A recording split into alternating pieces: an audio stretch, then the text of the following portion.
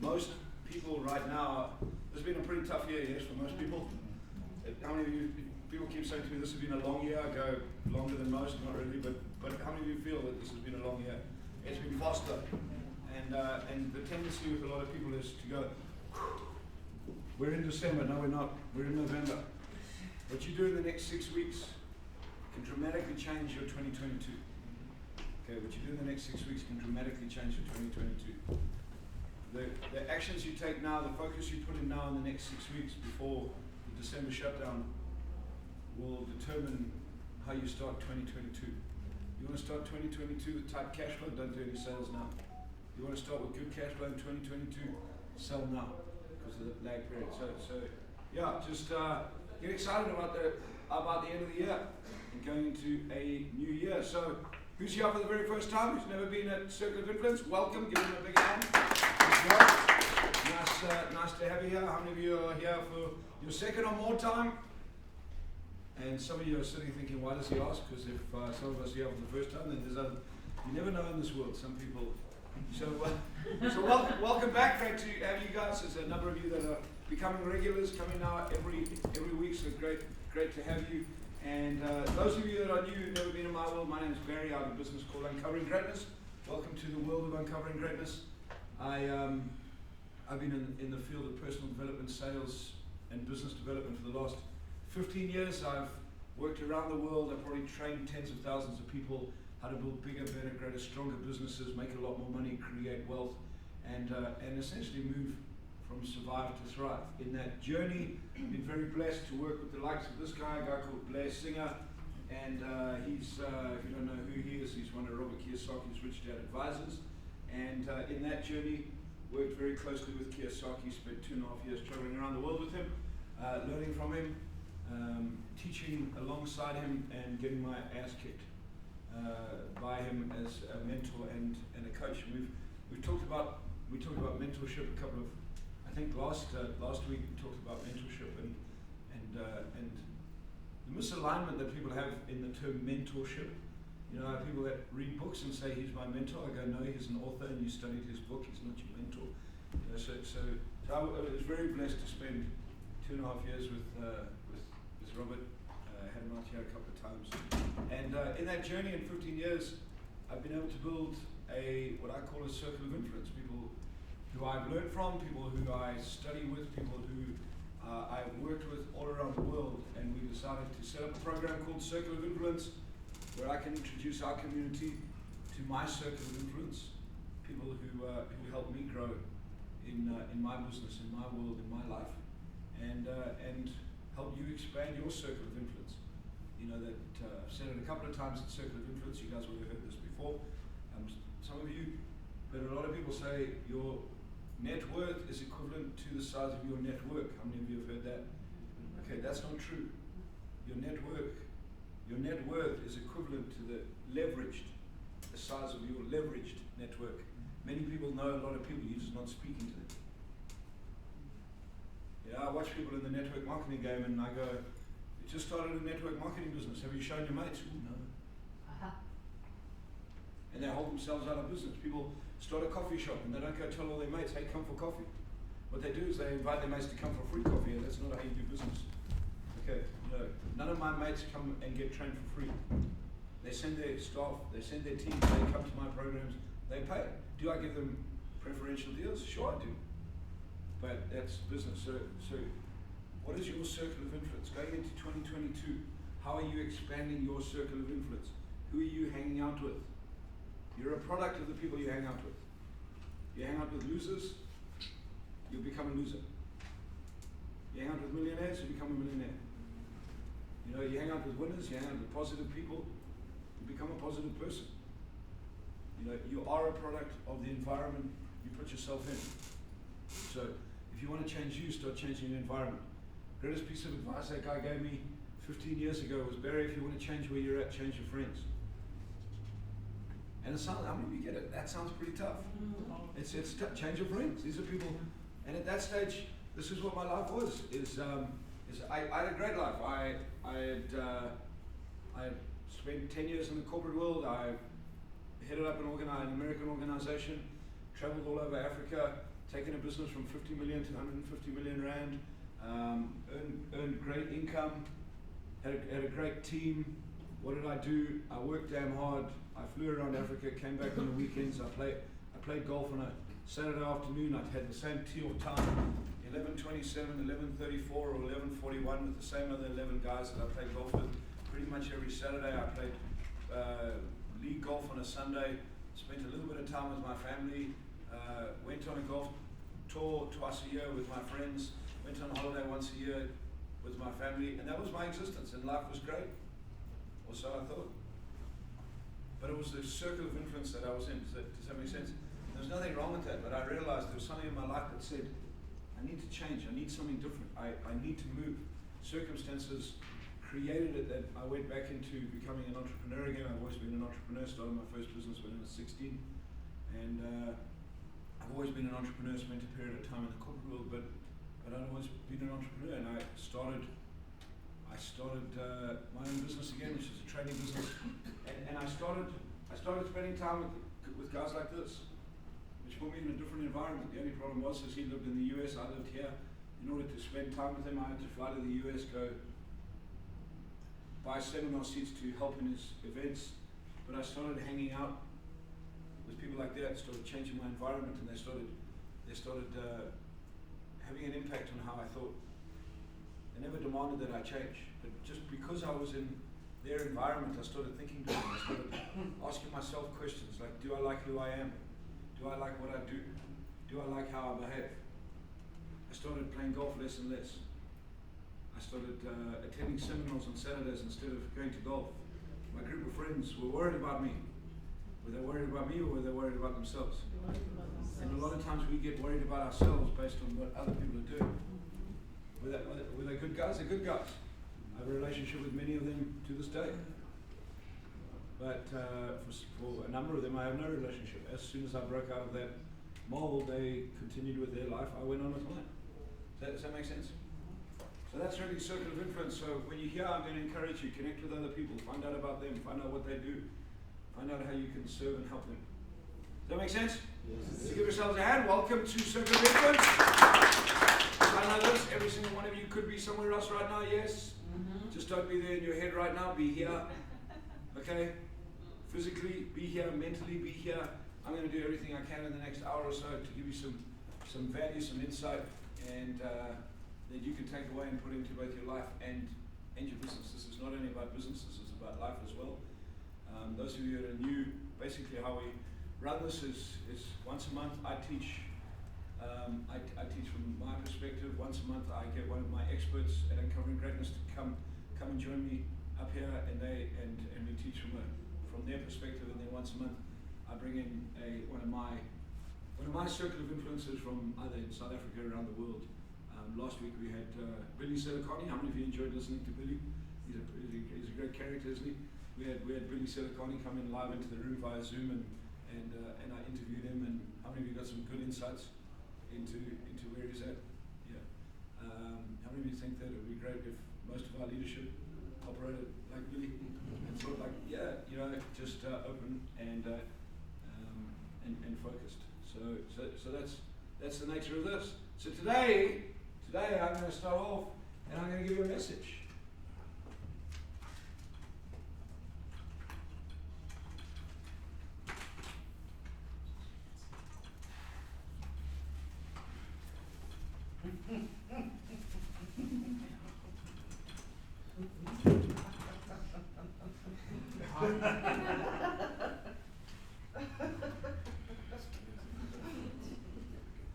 I don't know how else to put it.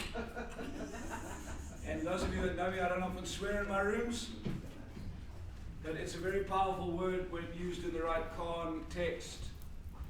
Tonight we're talking today we're talking entrepreneurship, and we're talking starting your own business. And right up front, how many of you own your own business in here? How many of you work for someone who owns their own business? How many of you would like to own your own business? Okay, good. Those of you that want to own your own business, I'm going to tell you right from the beginning, you need to understand that before you start, you are. It's the way it works. Okay.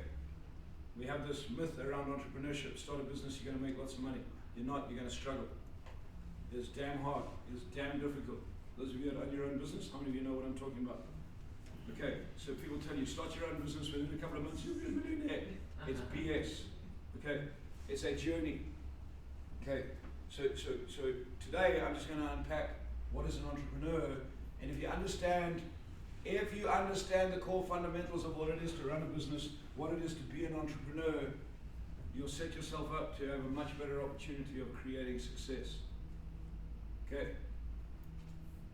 And a lot of people are out there, a lot of people that do what I do, stand on stages and tell people how easy it is. It's not easy. Okay, the journey to become a successful entrepreneur is probably one of the hardest journeys you'll ever go on in your life. Okay, those of you that are on it know what I'm talking about. Okay, is it worth it? Yes. Absolutely. For some. But you've got to understand what you're getting into and why you're going to do what you're going to do. Because none of you were conditioned to be an entrepreneur. None of you were conditioned to be an entrepreneur. So, let's start off here. In the teachings of Robert Kiyosaki, what Robert teaches, he says there's 4 places in business you can make money. First place, or he calls it quadrants. He says these are called the cash flow quadrants. 4 quadrants, or 4 areas that create cash flow in an individual's life. The first one is the E quadrant, and that stands for employee.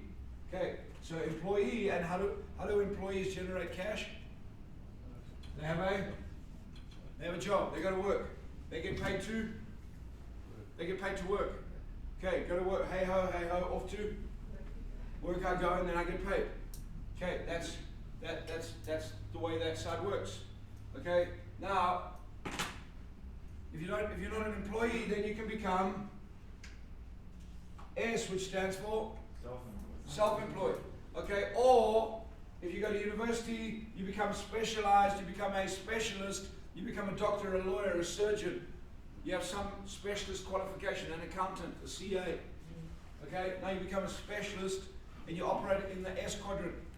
Okay, so you open a business, you operate in the S quadrant, you become self-employed or a specialist, and how do you earn your money? You create your own job. So in the E quadrant, you have the opportunity of getting paid by somebody else who's responsible to make sure you have money at the end of the month so that you can get paid. When you move into the S quadrant, that responsibility suddenly falls on you, and you suddenly create yourself a job that you have to pay yourself for. Okay, not the bank. Okay? People go and go, oh, I got a bank loan, I can pay myself lots of money. Okay? Or you can move to this quadrant, which is the B quadrant, and that stands for? What type of business? That's where a lot of people get this wrong. This is called big business. So people read Robert Kiyosaki's cash flow quadrant and go, I'm a business owner. I go, what type of business? Oh, I run a garden services and I pick up and drop my team every day. I go, you're not a business owner. You're a self-employed person. You create, yes, you own a business, but you're self-employed. If you stop working, what happens to your business? How many of you stop working for a month, your business is going to take a big hit? Okay, self-employed. Does that make sense? We're self-employed. So big business owners, the difference between a big business owner and a self-employed person is a big business owner can step away from their business and their business will run, and in great business, their businesses will actually run better without them than with them. Okay, so the terms in the US of a big business is a company that has more than 500 employees. Okay. Okay, listed companies. You create a listed company, you don't have to be there. Okay. So you have a big business, it runs without you. Okay? Or you become an investor. You become an investor. Okay, a professional investor. You create a business that invests. That's what it does. Okay. Where are entrepreneurs found?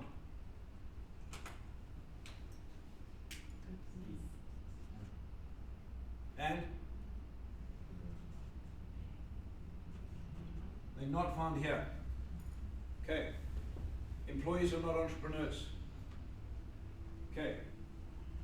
You can be an employee and have your own business and be entrepreneurial, but that means you're then self-employed to a degree. Does that make sense? Okay. There's a big misunderstanding of what it is to be an entrepreneur.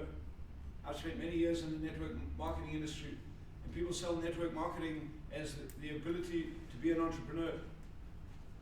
In my opinion, network marketing is not entrepreneurship. Network marketing is taking a system and duplicating a system in order to generate income. But I'll unpack what entrepreneurship is, and then we'll talk about what that is. Now, can network marketing be used as a vehicle to set you up as an entrepreneur so that you can build a business and create and become an investor? Yes, it can. Does that make sense? So it's this understanding of what it is to be an entrepreneur. Is this making sense? Yes. Yeah. So on this side of the quadrant, you work for money. On this side of the quadrant, money works for you. Okay. This side of the quadrant, money works for you. 95% of the world sit on the left. 5% of the world sit on the right. Where do you think 95% of the money sits?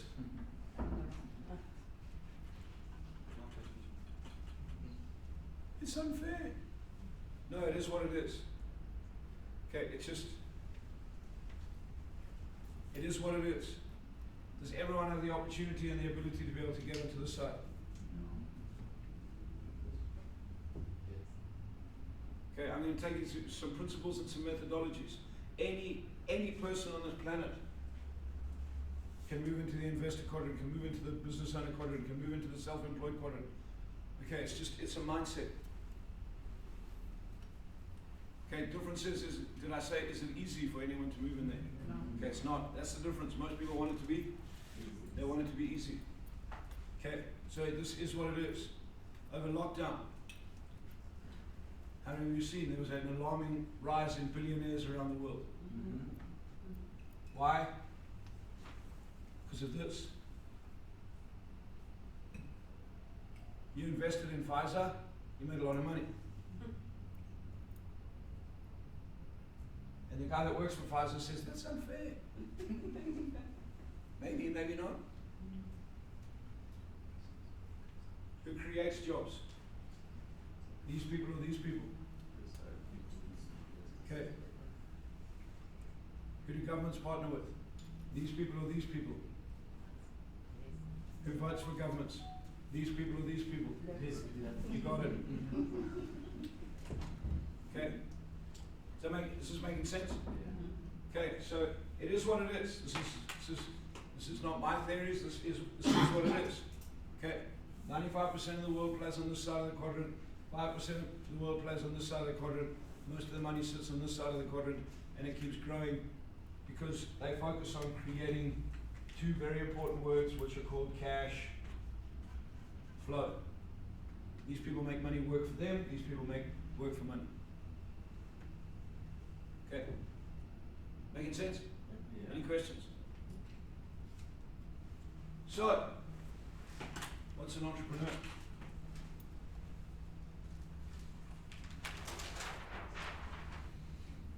Someone has good ideas.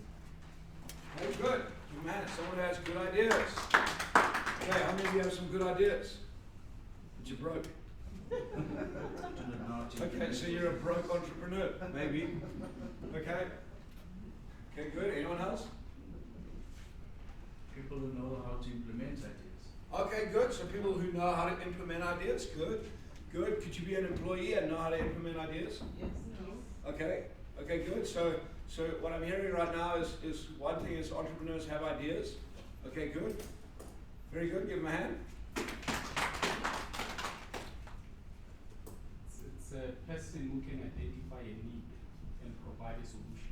Okay, good. So a person who can identify a need and provide a solution. Is that not a salesman? It's an entrepreneur. Okay. So good. So identify a need and provide a solution. Good. Give them a hand. But that's not a salesman, Well- because the salesman has one product that he sells for a few. So he's currently kind of at a Not a sales. Potentially. Salesman sells one specific product of a few specific products. Does he? Business is sales. Okay, good. Anyone else? Anyone else? Great job. Okay, create jobs. So entrepreneurs create jobs. Okay, good. So, it's my definition of an entrepreneur.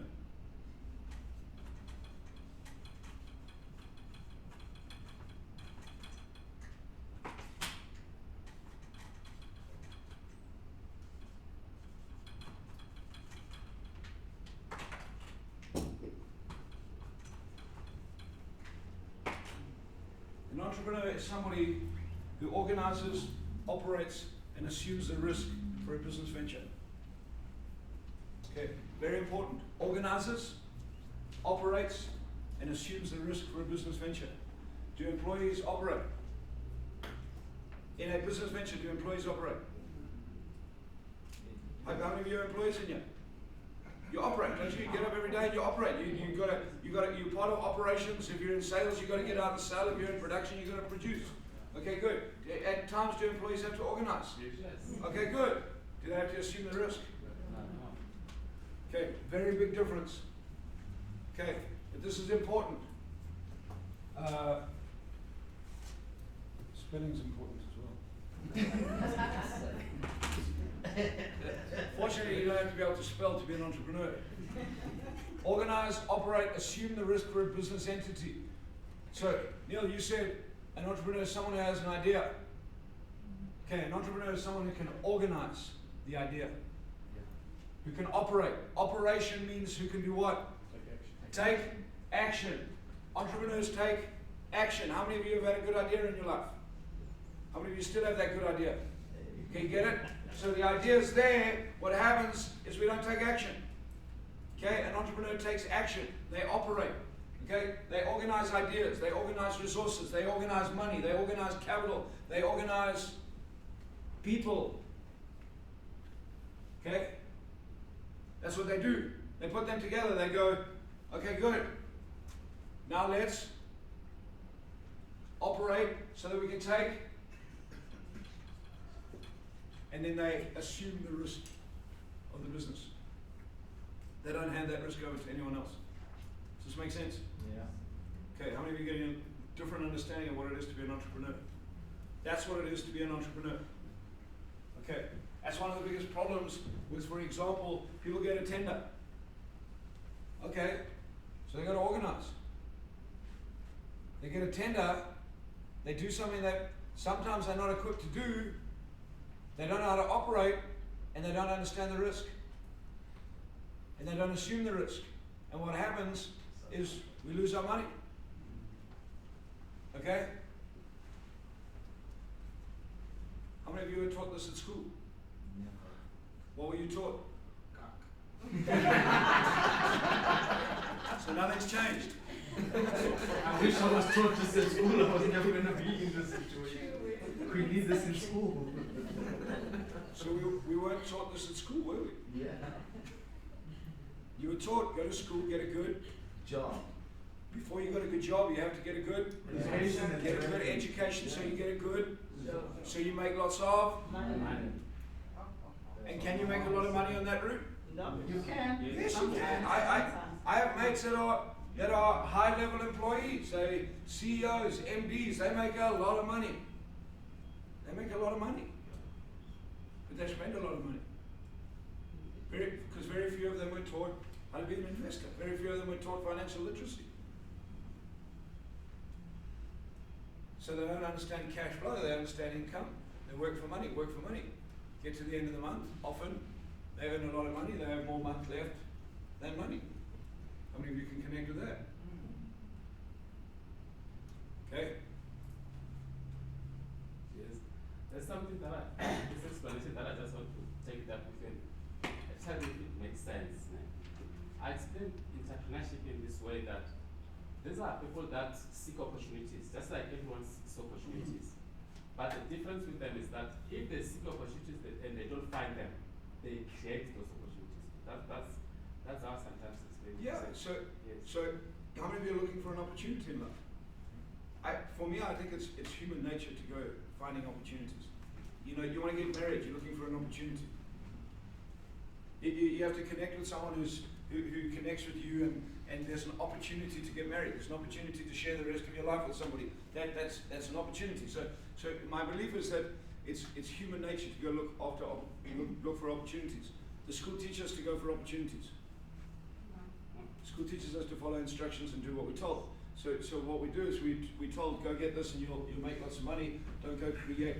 But my observation, my belief, my experience with human behavior is that the human nature, the God that created us, whatever you believe in, the Creator gave us a mind that is abundant, that can think way beyond anything. So we create.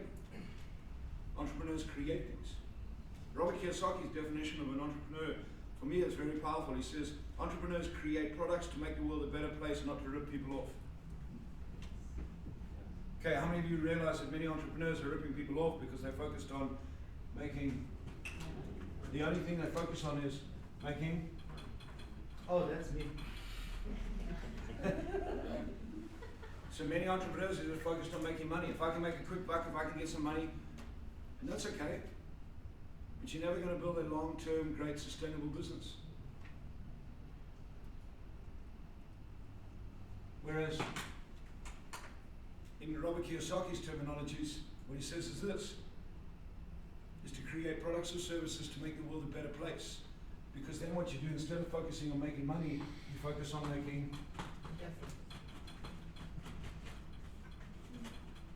sense. Great entrepreneurs focus on making sense. Apple made sense. Facebook made sense. Mark Zuckerberg invented Apple because it made sense. He was on campus, and they needed a different communication mode on campus because the campus one wasn't working. So him and his mates sat in a dorm and they created one. And from that it made sense, and other people came to him and said, hey, could we use that? Hey, could we use that? Made sense. This little thing, I mean, there's little yellow things that you yellow and things that you guys stick on walls. You know what they're called? Post-it notes. You know where they came from? They were invented by a company called Minnesota Mining and Manufacturing.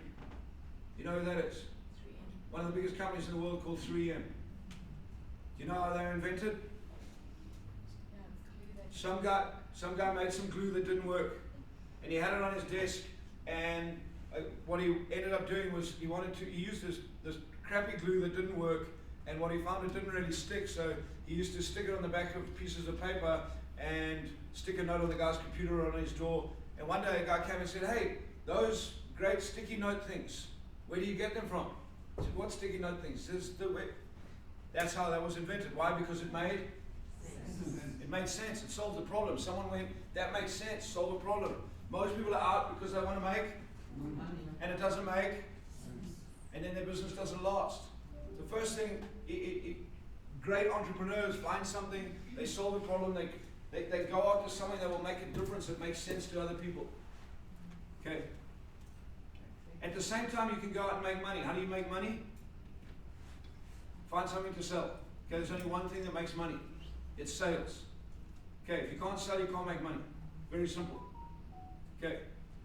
You want to make money, you have to learn how to sell. So you go out and you can make money while you're building a business that makes sense. Okay, I didn't go into the book selling industry, but when I started this training business, as I was building my training business, I had access to a whole range of books. I used to go out and sell books. That's what I did. Why? Because I needed to make some money. But the books that I sold made, you get that? They weren't books that ripped people off. You know, I didn't sell people books and say, here's a 300-page book full of wisdom, and then it was blank. Okay, and then they couldn't find me. Okay, I mean, you realize many people operate in the entrepreneur circle like that, selling snake oil, you know, snake oil salesmen, smoke and mirrors, because the only thing they're focused on is getting. Okay, it's short-lived. Now, you can choose however you want to play. I'm just taking you through how we see entrepreneurship, and why entrepreneurship is such an important part of the world, especially today. Okay, so first step, makes sense. Okay, people will buy when it makes sense. People will come to you when it makes sense. You get that? And over a period of time, if you have the right business model and you make enough sense to enough people, you'll make money. A lot of times when all you do is focus on making money, you won't keep people around you. Okay? You choose. Okay, so an entrepreneur is a person who organizes, operates, and assumes the risk for a business venture. These are very important. Organize. Okay. In my business, I'm the prime entrepreneur. I spend my life organizing. That's my team. The lesson that many of my team are learning is how to organize themselves, how to organize resources, how to organize ideas, how to organize people, how to organize money, how to organize finance, how to organize capital. And then you got to operate, take action. Entrepreneurship is an action sport. It's not sitting on the couch waiting for the government to give you a grant to start your business. That's not entrepreneurship. That's laziness. Great entrepreneurs don't wait. They get up and they go. They have an idea. They have a problem to solve. They have something that they want to take to the world to help change the world, and they will let nothing stand in their way until they get it done. Is it easy? No. But what most people think is, oh, give me a grant, I'll start a business, I'll become a multimillionaire tomorrow. It's not how it works. Because for many people, they get a grant and they don't even know how to organize their money. What do? They go get a plush office, big new car, nice new suit, and they think that's organizing money. That's not, that's spending money. Does that make sense? Yes. Then you've got to operate. What are the actions you've got to take? First, the most important thing is you have to be able to sell. You can't sell, you can't earn. Most important investment any business owner, any new business owner, any existing business owner can invest in themselves is learning how to sell. The art of sales, most important skill in business and in life. Kiyosaki says this, you cannot have a business if you cannot sell. I'll say it again, you cannot have a business if you cannot sell. You have to be able to sell as an entrepreneur. And then if you want to, what generates income? Sales equals income, yes? So sales equals income. You have to be able to sell.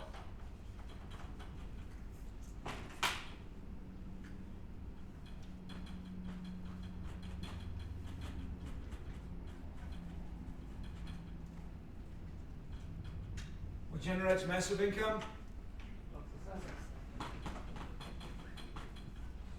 A team. Income comes from sales, massive income comes from a team who can sell. I'm great at sales, it's what I do, it's what I've done for 30 years. It's what I teach, it's what I've specialized in. It's what I've taught tens of thousands of people around the world to do. I can sell. I don't have a problem making money. Haven't had for 25 years. I had to learn how to make money, that's a different thing. Okay? But I haven't had a problem making money from the day I learned how to sell. First time I sold my very first car, I realized what made money. Very simple, I got commission. I went, if I could sell 10 a month, I get 10 times the commission. If I could sell 20 a month, I get 20 times the commission. The number one thing I wanted to learn in my life was how to sell.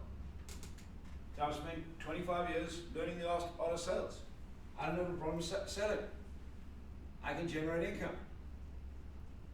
But in order to generate massive income, I have to have a team who can sell. Very big difference. Hardest thing in any business for any entrepreneur is to build a team.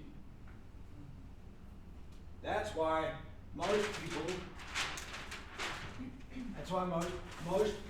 entrepreneurs stay stuck. Yeah, self-employed. Why? Because this side of the quadrant, you need a team. This side of the quadrant, you play by yourself. Massive income requires a team. You look at specialists that really make it. Doctors, lawyers, surgeons. They move out of their own little practices. They move into becoming partners in hospitals and all those type of things. Because it's a team. Too many people get stuck because they say these words. I do it myself because it gets done properly. You're going to spend your life doing it yourself, and that's okay. But you've got to understand that if you're running a business, if you're building a business, you're never going to create massive income. Massive income requires and not only a team of employees, suppliers, customers, strategic partners. How many of you were taught to play on a team at school? Outside of sport, school's not sport. That's extramural activities. Okay, school wasn't designed for sport. School was designed to sit in the classroom. How many of you were allowed to do teamwork at school? In the classroom? They didn't tell you were cheating? So in exams you could say, hey dude, I don't know the answer. Yeah. English. How were you allowed to play on a team? At school. How did you play on a team? How did you play on a team? Yeah. How did you play on a team? You said at school they taught you to play on teams. Yeah, in sports. No, not sport. Okay, except Sport's not school. In teams to create projects and to bring Okay. pictures. So they got you a little bit of teamwork to create a project. Yeah. But did you pass school on a team? No. Did you write exams on a team? No. Were you marked at the end of the year in your reports because you were a good team player? Once. In Yeah. 18 years? Yeah, it was that, this new nonsense where they make you do work together as to get a point for everybody. I hated it because the others were dumb. So you guys get it. School's not a team sport. You go to school. In fact, you could pass through school without speaking to anybody. Okay, you're not taught to play on a team. Then you come out and you go into business. You become an employee, for example, and you get told you have to play on a team.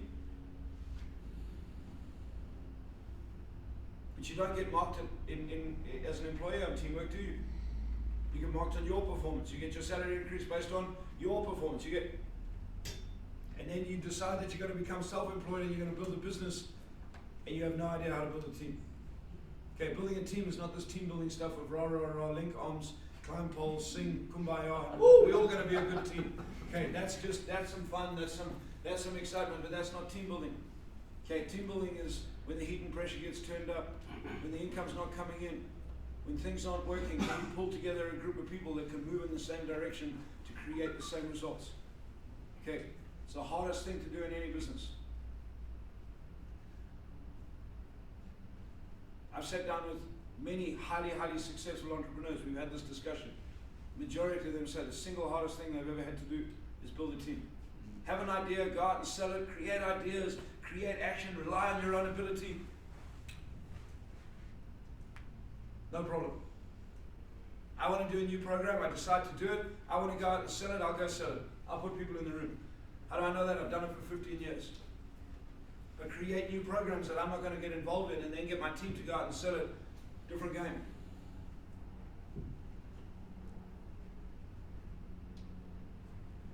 Does that make sense? Yes. That's part of being an entrepreneur. You'll play on a team.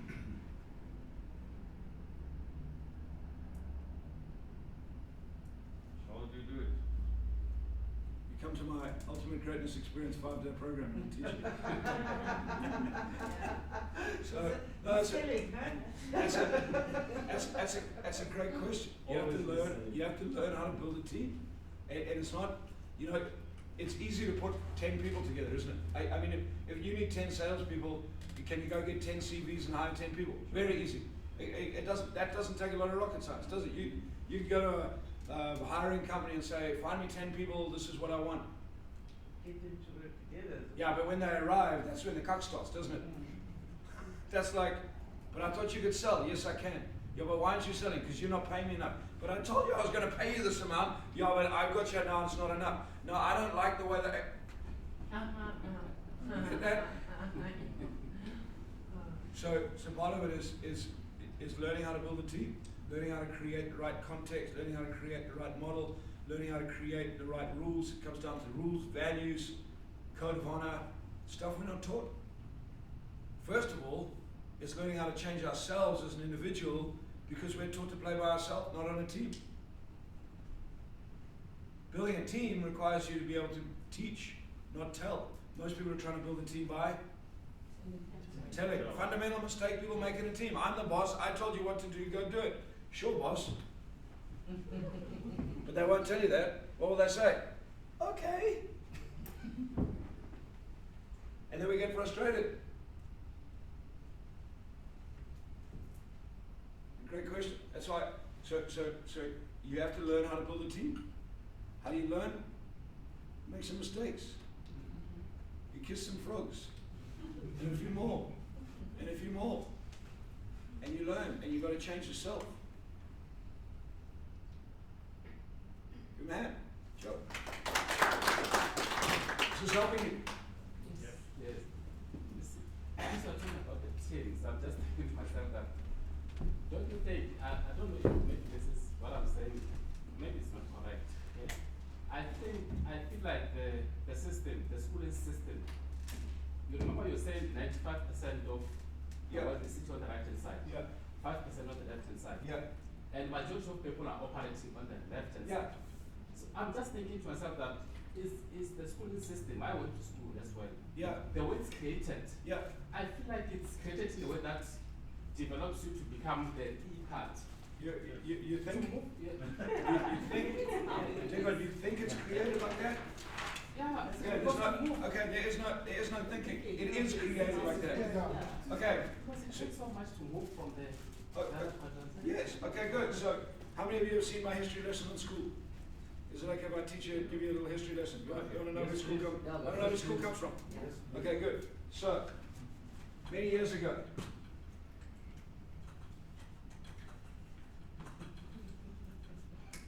Should have been office there. well, judge now. Many years ago, the world operated in what was called the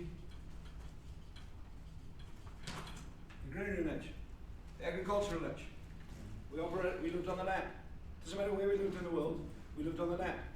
Okay, places like Europe, they had little villages, and you had the baker, the butcher, the candlestick maker, and they all traded together. And if you were the son of the baker, guess what you were going to become? The baker. And if you were absolutely useless, the baker would send you off to go and work with the candlestick maker, and you'd become someone who worked for it. But it was all, they had these little jobs and little businesses that they ran, but they were self-sustaining in their communities.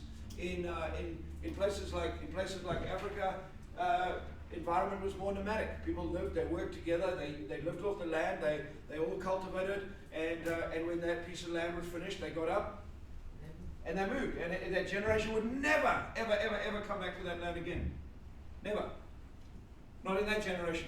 Years and years later, when everything was reforested, recultivated, future generations would come back, and so we lived off the land. And then what happened? One day, somebody invented the steam engine.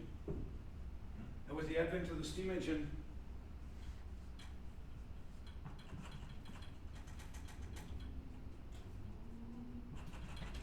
came factories. And so began the Industrial Revolution. And we moved from the agrarian age into the industrial age. But there was a big problem. Some people started migrating to these factories to get work, to make some money. And as the industrial age expanded, they realized, Dingon, that there was a shortage of what? There was a shortage of? There was a shortage of workers. So now who started these factories? These guys or these guys? The entrepreneurs, they started these factories. And what they realized is, hey, we have a problem. We don't have enough. So we need to. So what did they do? They built a school. And what did they do? They took people from here, encouraged them to come through school, and those people came in, and school was designed to create, to go work in there. And as the industrial age expanded, and as it got bigger and bigger and bigger, so they realized that not only did they need employees, but they also needed specialists, people like accountants, lawyers, doctors, to service the employees and everybody around this industrialized place. So what did they create? Not only did they create schools, they created much bigger universities. The school system and the university system is a factory for employees and specialists to service business owners and investors. It's very simple. It is what it is. Like it or don't like it, it is what it is. Now, is there anything wrong with it? No. It just is what it is. Who controls the curriculum for the school system? Governments. Who gives them votes? Employees. The more jobs are created, who creates jobs? Business owners and investors. That's how it works. Like it or it's how it works. So what do? We taught, go to school, get a good education so you can get a good job. So you can work for the and people say, but they should teach something different in school. Why? That's not the system. That's not how it's created. It's never going to change, not in my lifetime anyway. It's too slow. There are too many people involved. In America, you know how Biden got voted? One of the biggest support bases, the teachers union. If you're getting voted into power as a politician through the teachers union that run the school system, why would you want to change the school system? Is school important? Yes, you've got to learn how to read, write, communicate. Maths and English. Okay, maths and English. Why English? Because it's the business language of the world for now. Okay, in a couple of years' time it might be Mandarin. If it's Mandarin, okay? Okay, if it becomes Mandarin, then our school system should teach Mandarin. Because that's what that is.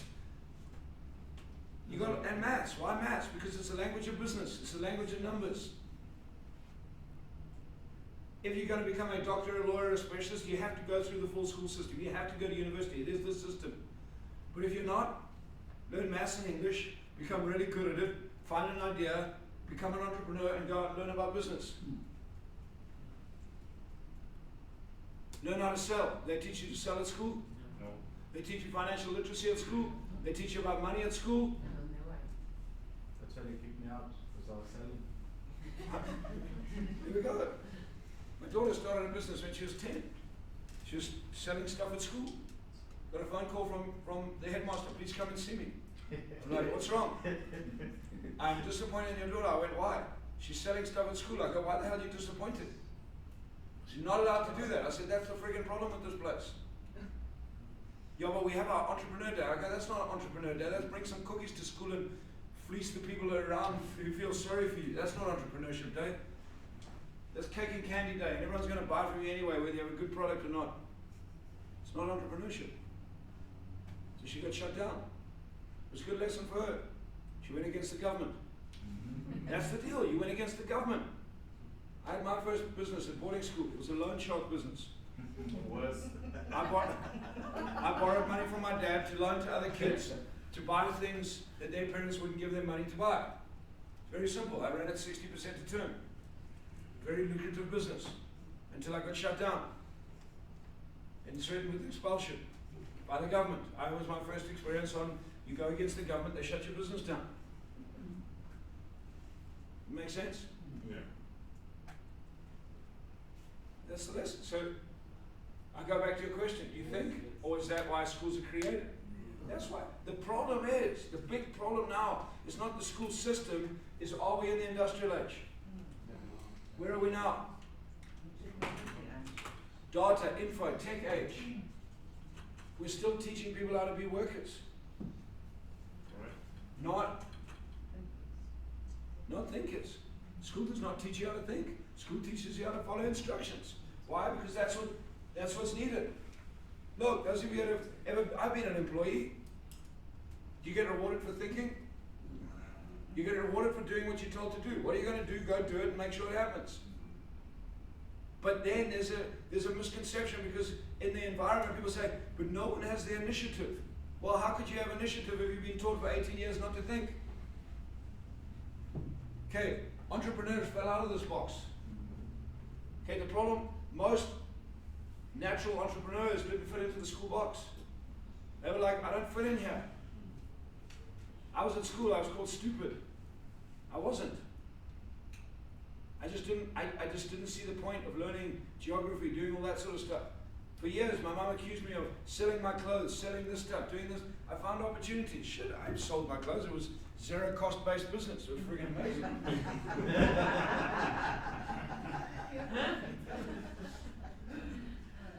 She was a school teacher. She didn't understand entrepreneurship. It was only recently, she's 80 now. She said to me the other day, "You really didn't like school, did you?" I said, "Shit, you're a genius." Honestly, I was like, really? I hated it. Not that there's anything wrong with school, but this was the system. Does that make sense? Yeah. So what happens, you don't fit into that box. Don't fit into that box of study, learn, tell me what I taught you, pass. I was creative, I had ideas. I spent more time creating ideas. I was at boarding school, I built a trapdoor above my cupboard and kitted out the roof with bean bags and ashtrays. And then rented it out to my mates to come smoke. No, it was a boys' school. Different age, different generation. You guys get this? So your question, hang on, is give him a big hand because you got it. That's it. Now you can fight the system or you can understand that that's the system. So then, this is something that is like a bit, it's like, I can say shocking, but it's what is happening, it's what it is at the moment. Yeah. It's like there was no alternative to this. It is just the way it was. There was no review of this whole system for all these years. And there never is going to be. Why review a system that works? You've got to understand, it works for the people that design it. It's not about you. Yeah. Any system it works for the people that design it. They're not going to change it. Okay. Marco, you're a school teacher, ex-school teacher. Yeah. Okay, Marco's a school teacher. Okay. Is this true of the system? 100%. Okay, why are you part of Uncovering Greatness? Because you can't change the system from inside the system. Okay, you got it. Marco was a school teacher. You've been around me 7-8 years now. Yeah. When I first met Marco, he came on my sales explosion program and said, "Hey Barry, I love the way you guys teach." Went on a program with Blair Singer. That when I brought Blair out, he's like, "I want to learn how to teach the way you teach." I said, "Sure." Came on our certification program to learn how to teach how I teach. And then he said, "I want to teach entrepreneurship." I said, "Good for you." He said, "Will you help me?" I said, "No." Why not? So I wasn't an entrepreneur, He wasn't an entrepreneur. What were you? an employee. He was a school teacher. He was a typical school teacher saying, "I've learned entrepreneurship. I'm going to teach kids." I went, "Where did you learn entrepreneurship?" "Out of a book." I go, "Good for you." I wouldn't let him teach it. I didn't stop him. He could go teach wherever he wanted, but he wasn't going to teach with me. I said to him, "Marco, when you start your own business, then you can teach entrepreneurship. Because you're teaching from a real perspective of what you feel. When you lose your first 50 grand, 10 grand, 5 grand, when you have to borrow money and the idea that you knew was going to work doesn't friggin' work, that's when you understand what it is to be an entrepreneur." Yeah. You joined us and started your own business 3 years ago, yes? 3 years ago. Yeah. 2019. 2019. that's And all when you true. started your own business, what did I say? Now you can teach. Now come teach. Does that make sense? What does he specialize in? Who do you teach now? Like teenagers and youth. Okay, he teaches teenagers what we teach in here. Why does he do that? Because I don't teach kids. Because many parents don't like it when I start off like this.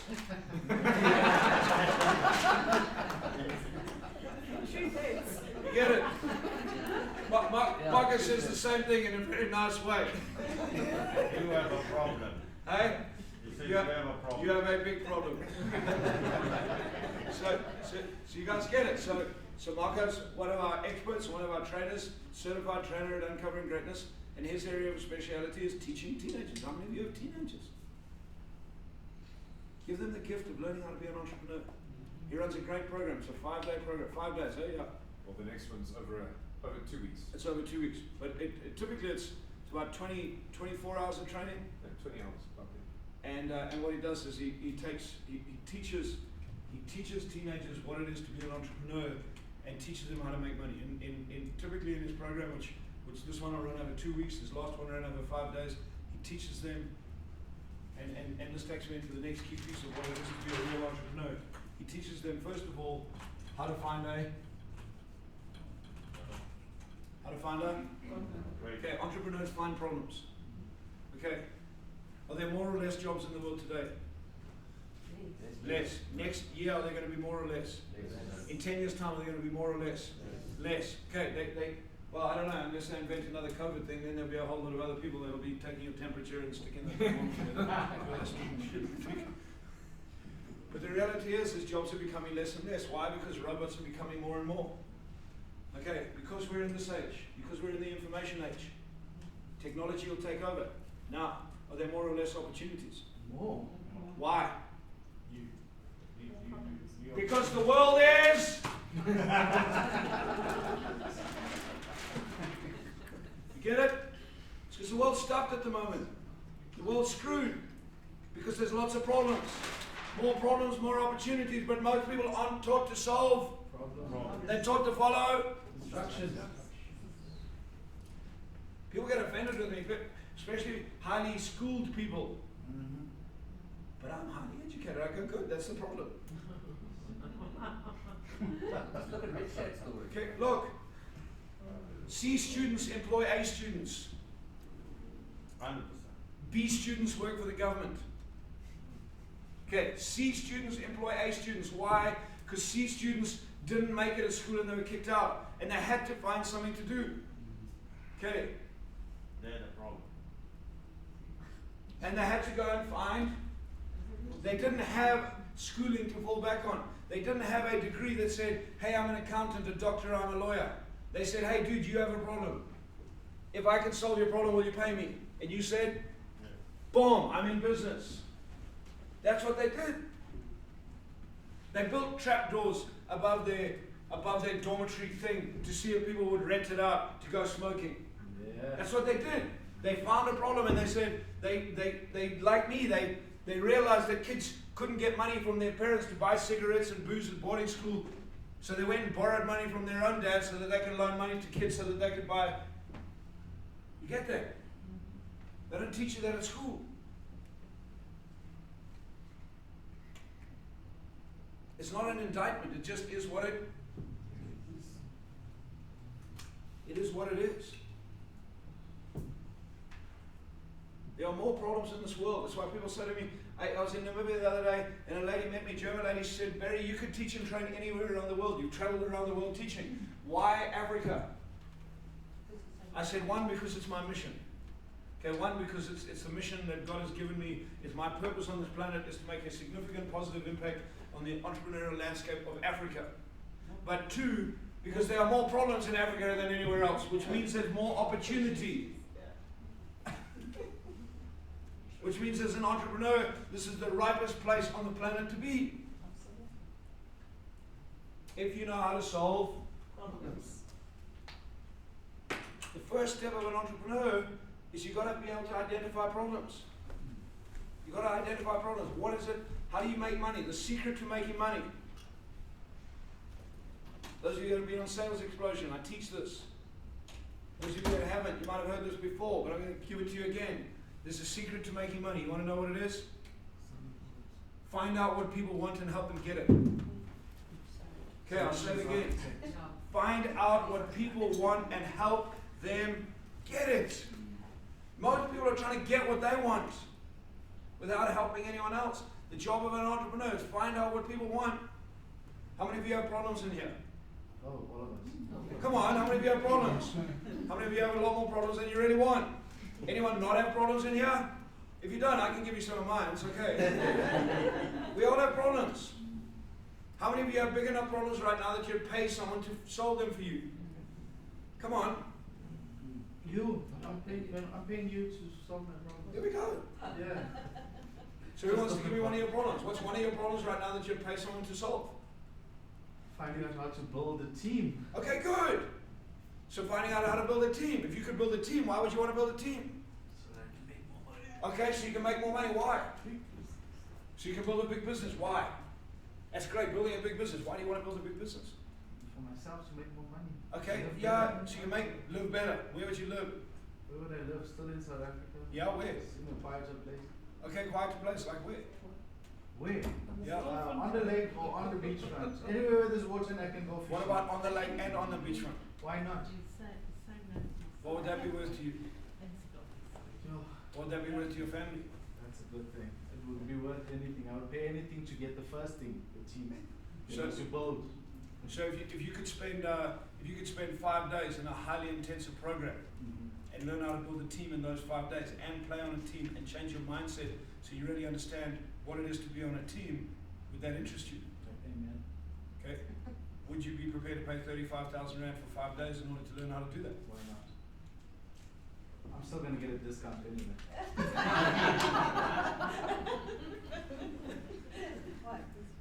But in this politically correct world, my next statement would have been conceived as unpolitically correct, so I won't say it. Do you know exactly what I was going to say? So what did I do? Just ask people for a problem. And the most important People thing aren't is- taught to ask. What are people taught to do? Tell. You go to school. How do you pass school? You tell the teacher what the teacher told you. Look, the better you tell the teacher, the better you pass. And you continue doing that throughout schooling. So you're not taught to ask. What do entrepreneurs do? Entrepreneurs ask people. They ask questions. Dude, you're looking unhappy. Why are you looking unhappy? Da da da da da. What could you do in your business? They ask questions. Why? Because they were forced to ask questions because they had nothing to tell about. Nothing to tell about. The greatest gift I gave myself was I failed school and university. I got kicked out. My mother says, aren't you disappointed? I go, no. She said to me a couple of years ago, don't you wish you got a degree? I said, no. Now, again, I'll say this. It's not an indictment on having a degree. This is not about people that have degrees and are highly schooled. It's not about that. But I had nothing, and I have my whole life had nothing to hold on to. I've had nothing that defined me. Nothing that said I'm a doctor, I'm a PhD, nothing. I've had to go and find what people want. I had to learn how to sell. Second greatest gift I gave myself is I learned how to sell. Took a 50% reduction in salary to go and work for a sales trainer to learn how to sell. Because I realized that was the number one skill I needed in my life. I don't have a diploma that says I have a degree in sales, or I don't even have a certificate that says I lost those things. I have a bank balance that shows I can sell. Does that make sense? Every time I've been to the bank to raise capital, they've never asked me, can I see your report card from school? Never. They've asked me for my financial statement. They didn't ask you for matric certificate. Not at once. Never. Hey, they used to that one, huh? Does that make sense? So that's the process. So you've got to learn how to find problems. People create ideas, Neil, but it's their idea, but then they can't sell it. They go, oh, this is a great idea, that's great. So they get to the next part, they create a solution. But then, one, they're not prepared to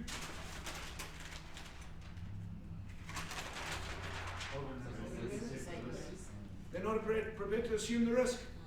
They're not prepared to operate. They're not prepared to take action. I met a guy a couple of years ago on a plane on the way to Cape Town. A t-shirt that said Super Entrepreneur on it. One of Robert Kiyosaki's brands. We were working on a project together. And this t-shirt that said Super Entrepreneur. And I was standing in the plane and I was putting my suitcase up into the thing at the bow. What's it? That little cupboard. That thing. And the guy was sitting over here, I was standing by my chair, and he said, hey, I'm just like you. I said, what, fat?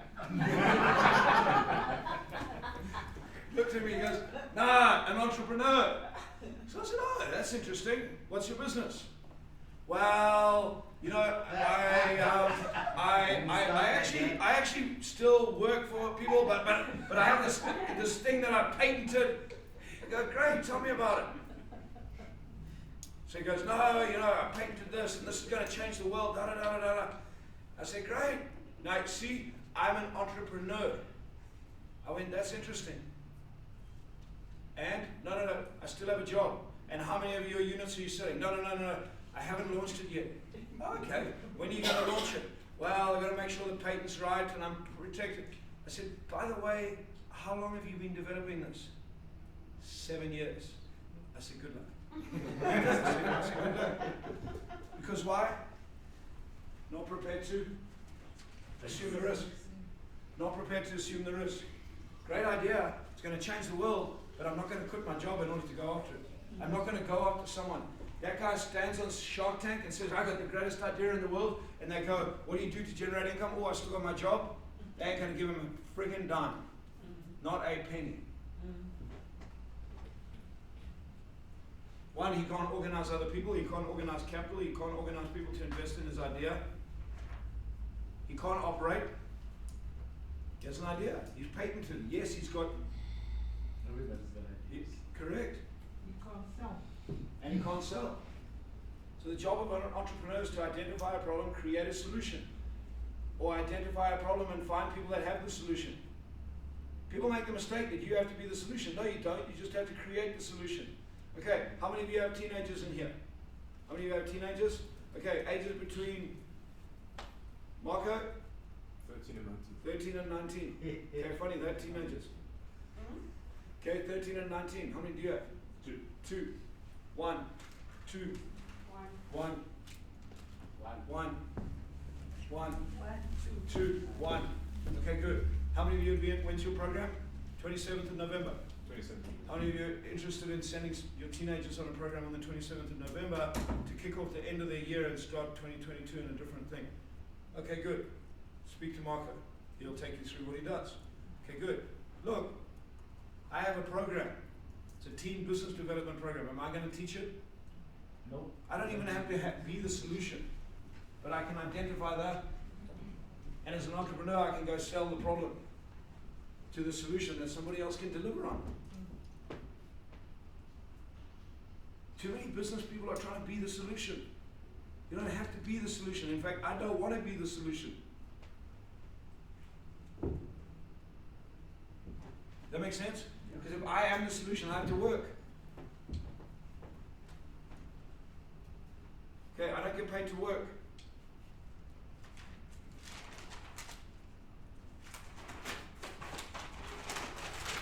People on this side of the quadrant get paid for what? What do employees get paid to do? To work. Which hard. Work hard, make money. Okay, it doesn't friggin' matter how hard I work as an entrepreneur. If I do not create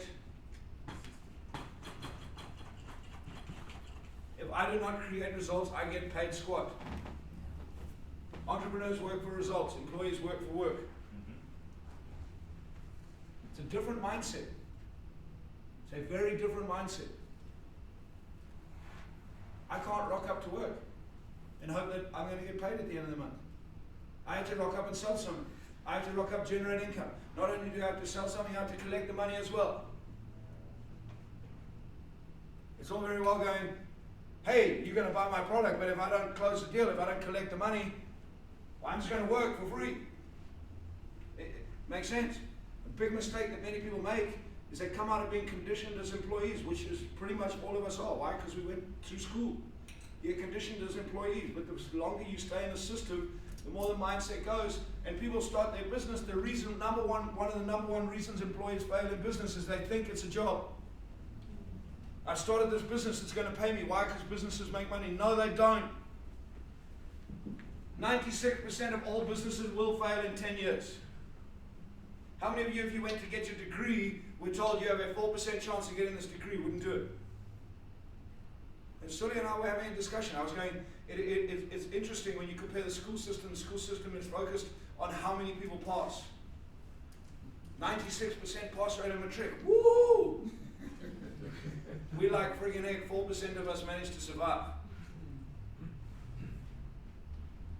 But you fail and get up again, and you fail and get up again, and you fail and get up again, because that's the journey.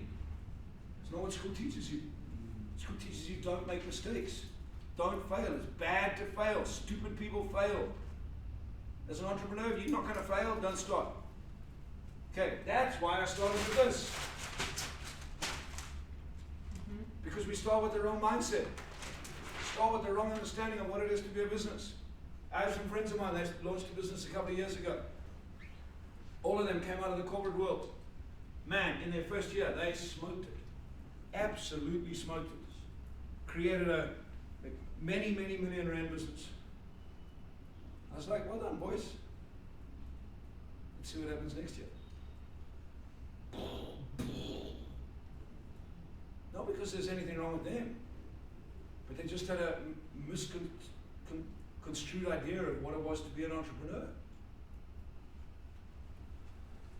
And it was like, oh shit. And they pulled through it. And they got up and they moved through the mistakes and the failures, and they're getting back and building their business is stronger than what it was. But they've learned the mistakes. It wasn't like, hey, rock up, do a deal with someone, they pay me and we're all cool. As an entrepreneur, you've got to find a problem, you've got to create a solution, and you have to be able to monetize the solution. A good idea that can't be monetized is useless. How do you monetize the solution? The people that are going to buy it have got to have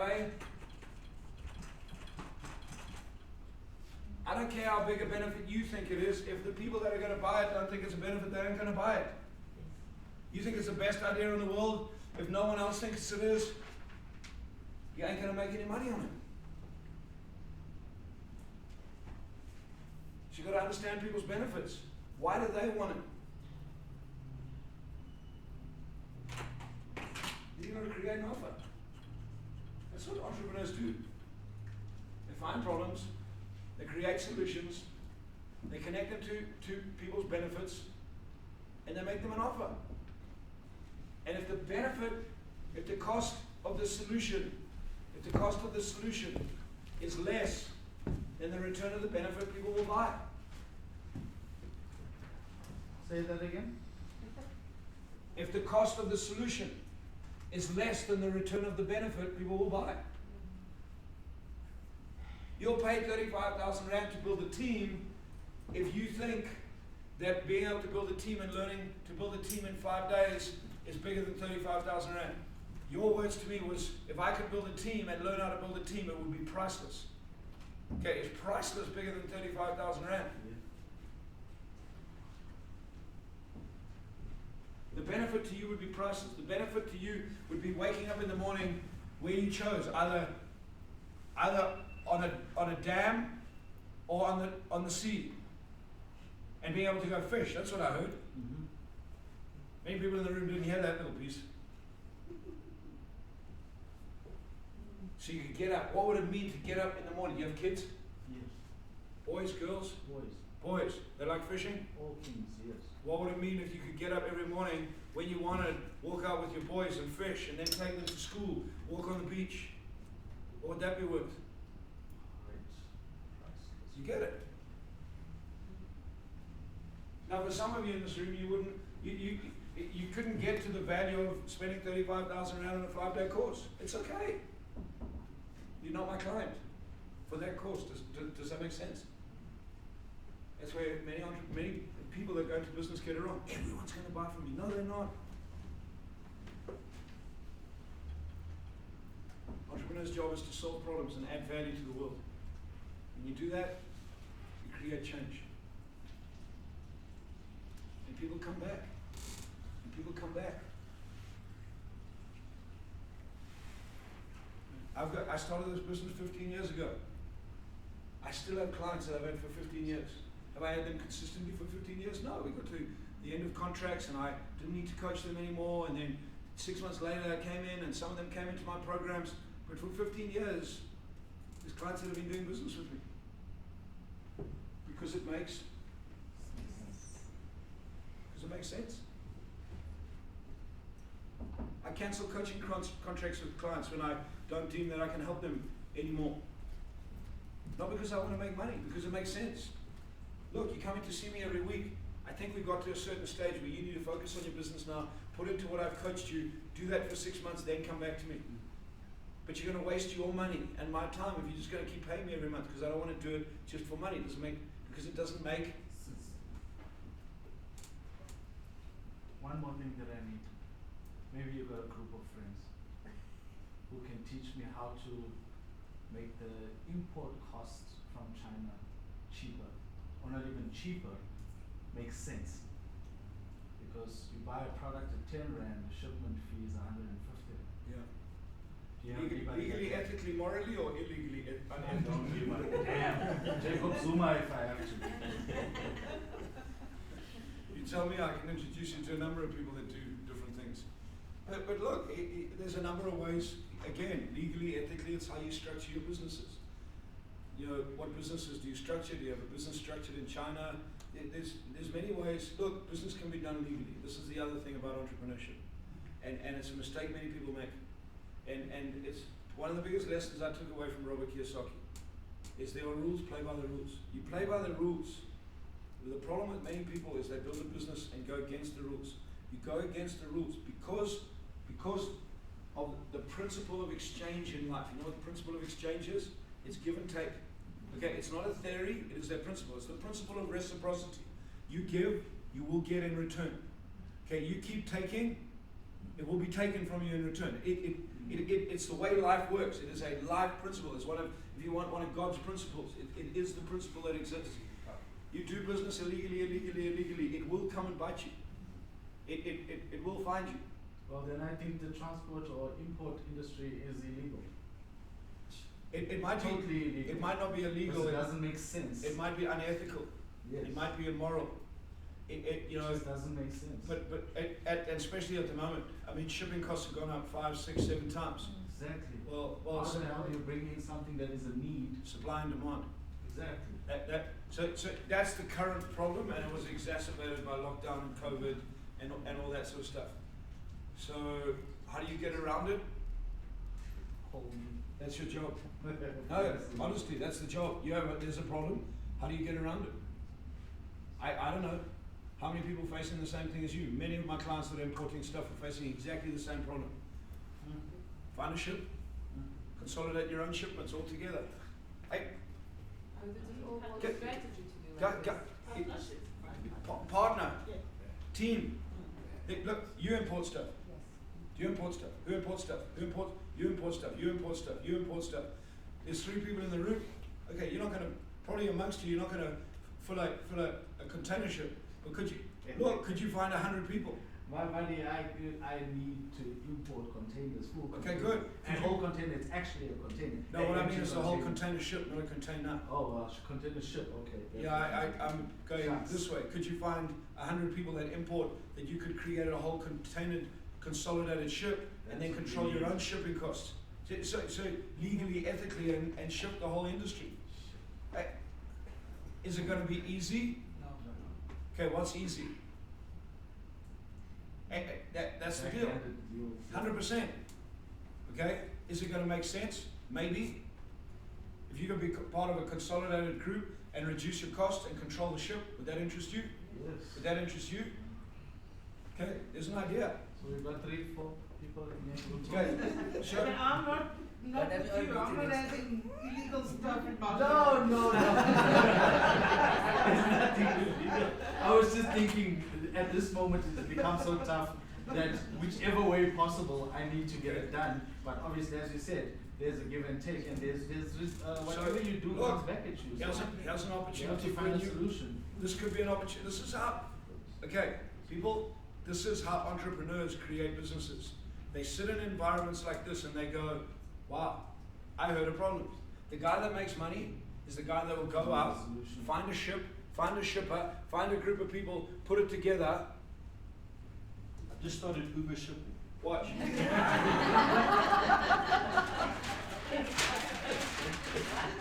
They heard an idea. They will go. They will organize people. They will organize resources. They will organize everything.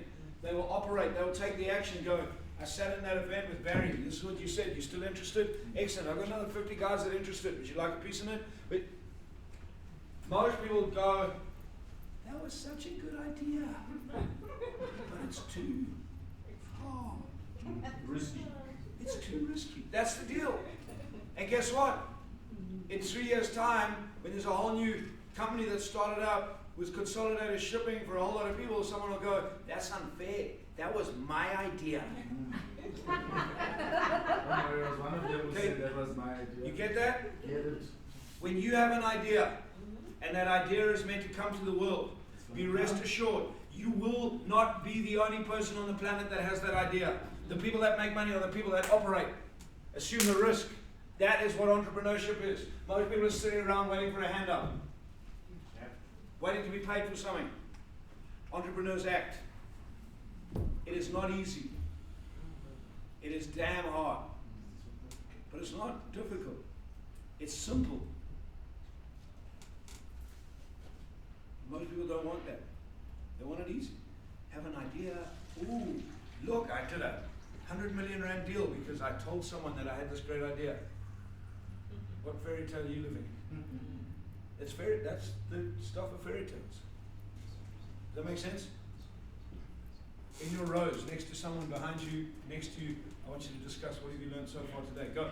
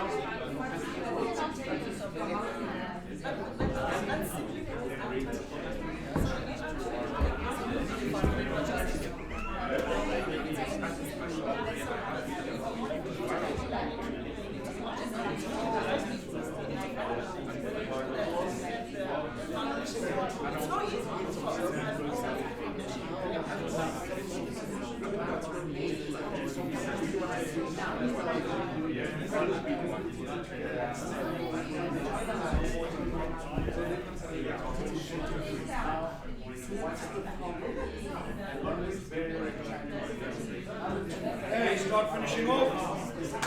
Start finishing off. And stop. Give your partner a high five. Say thank you for sharing.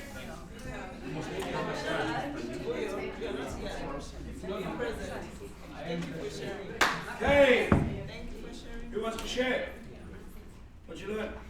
What's come up? Ahas, realizations, thoughts.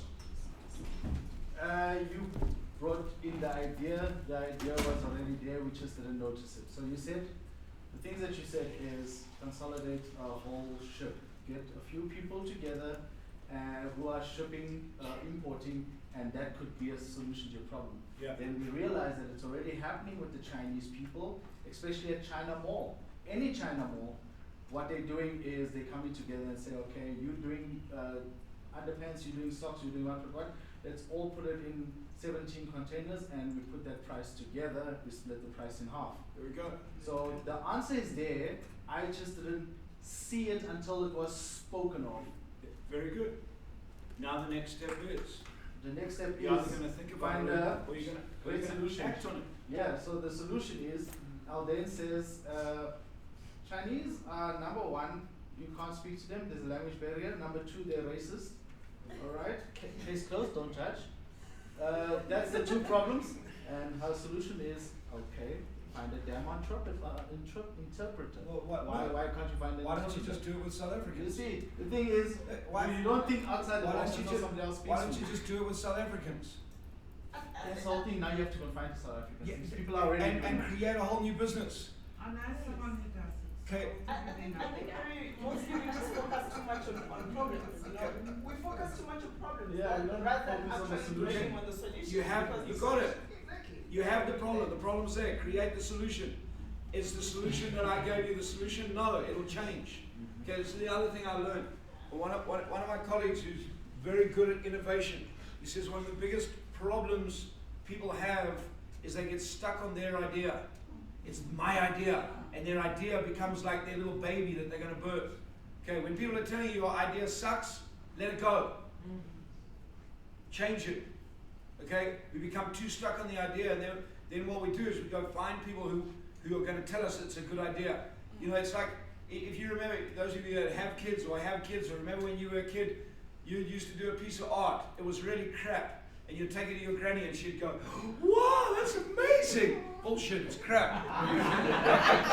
Okay, but she wasn't going to tell you that. And as entrepreneurs, the mistake you make is you go to people and you want them to be like your granny. And they're sitting there going, that ain't going to work, but I'm not going to tell them that. I don't want to hurt their feelings. The right people are going to say, dude, my opinion, it's stupid.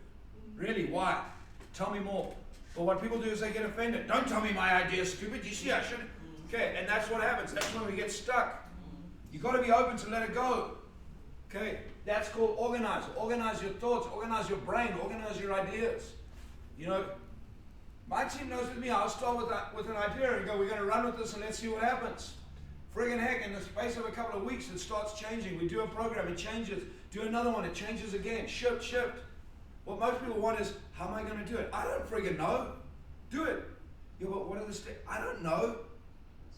You get that? I mean, how many times have I done that with you guys? We're going to do this, and everyone goes, how are we going to do it? And how the friggin' heck do I know? But I know we're going to do it. Is it going to work? That's my next favorite question. Well, are you sure it's going to work? No, I think it's going to friggin' fail, but we're going to do it anyway. Because on the journey, we're going to learn. Does that make sense? Yes. So, first one's going to cost you money. Be prepared for it. It's going to cost you money. Things are going to crop up. Didn't think about it. They're going to steal your ship. Well, okay, friggin' heck. Okay, I'm not covered. I don't know. All those things could come up. But then you're going to do it again and again and again, and then see what happens. And it's maybe the Chinese are eventually going to come to you and go, how come you guys are shipping from China cheaper than we can? 小色嘛，搞搞没有啊。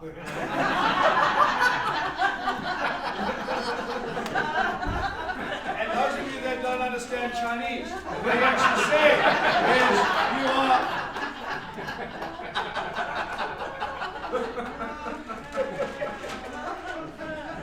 There is solution going in Mandarin now. No, my sons are already, they're already learning Mandarin. Wow. That's very good. Good, you're mad. Now, you get that? It's not only shipping, it's anything. There's problems. Most people are not listening to people's problems. You know, if I came and I said, I've got a solution for you. If I could get a ship together, if I could put 150 of my clients that all import together, and we could get 50 containers together, would you be interested in being part of it? What are you going to say? Boom, done. But people aren't listening to that. They're so stuck in what they're doing. That's how businesses are born, because people listen. They're out, they're listening, they go, hey, I was at a dinner party. These women were talking about this, this, and this. My wife mentioned the same problem a couple of weeks ago. And then they go and they play golf and they say to their mates, hey dudes, ask your wives if they have the same problem next week. Did you ask your wives? 1 or 2? Yes. Do they have the same problem? Good. Then they start thinking, they create a solution, they test it. People say, oh, you got lucky. No. I was deliberate. Organize, operate, assume a risk. There's a risk. You have to assume the risk. I'm going to get a ship. I'm going to get a whole lot of people together. It's going to be a risk. Many people want the result without the risk. Anyone else? So I think the thing that I really took out of this is really to drill down into that question about what does this really mean to you to solve this problem? Yeah. You know, so because that gets down to that basic need. You know, it's not just we want to solve it. You know, what does it mean? What does it mean? What does it mean? You know, what is that getting to the end over there saying I want to fish? You know, that's the or being able to do that. Okay, good. That's the art of sales. People are too superficial. Why do you want to do that? So I can make money. Oh wow, that's not the reason. That's not his reason. He doesn't work to make money. Money's a vehicle. None of you in here work to make money. I'm going to hazard a guess there's very few of you whose highest value is money.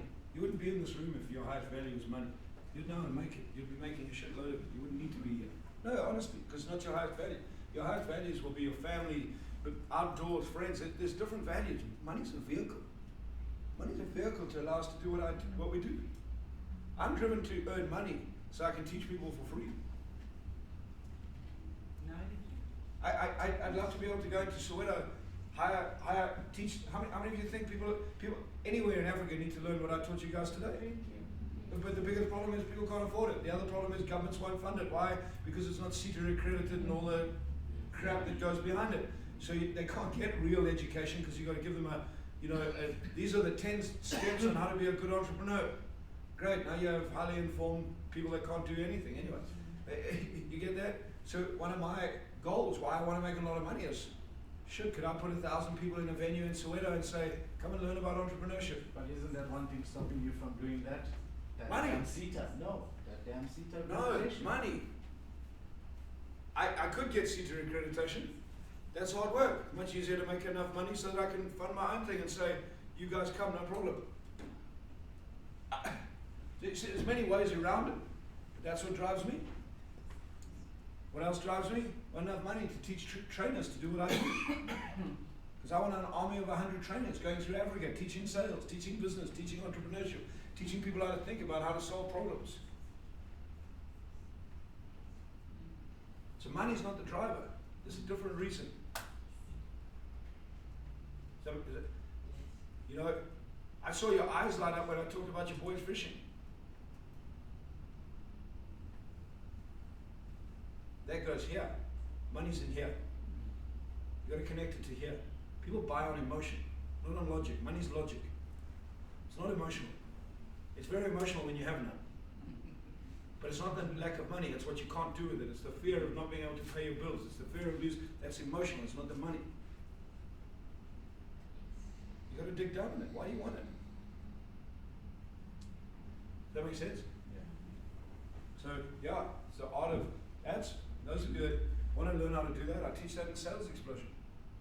It's a 2-day sales program. And I'll say this, it will be the most powerful 2-day sales program you ever come on.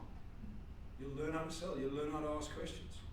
Because you get in that, but not only that, you'll learn how to make the biggest sale of all, the sale to yourself. Because that's the biggest thing that stops people.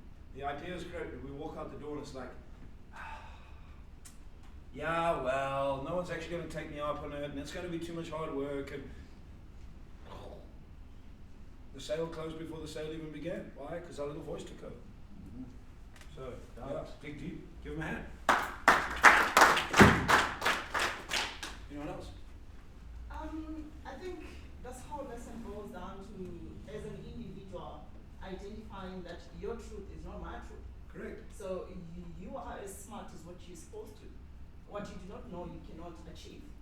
So it's all about getting out of that box and making that room to learn new things. To be more open-minded and to say, okay, fine, this is what I know, but I can always learn more, and I can always become better. 100%. You said something very powerful. Your truth is not my truth. How many of you how many of you shifted your truth around school this morning? And many people get offended with me. I go, okay, that's my truth. That's my truth on what I believe the school system does. You don't have to adopt my truth. So how do you get it? One of our biggest problems in the world is everyone's trying to make everybody have the same truth. Because I disagree with you just means I'm different to you. It doesn't mean that I'm a bad person. But how many of you get it that when we have disagreement in the world that we live in today, people are going, you're bad. And then we're throwing everything else that comes with it. The gender cards, the race cards, all the other cards that come with it because we have a disagreement. In most cases, we disagree. There's things fundamentally that I disagree on. Ethically, morally, why? Because it's how I was conditioned. It's the environment I grew up in. It's the culture I grew up in. Now, are they right or wrong? No, they're neither. They just are what they are. Will some of those beliefs change? Yes. Like many of my beliefs have changed over my life. But you make me wrong, I'll defend them.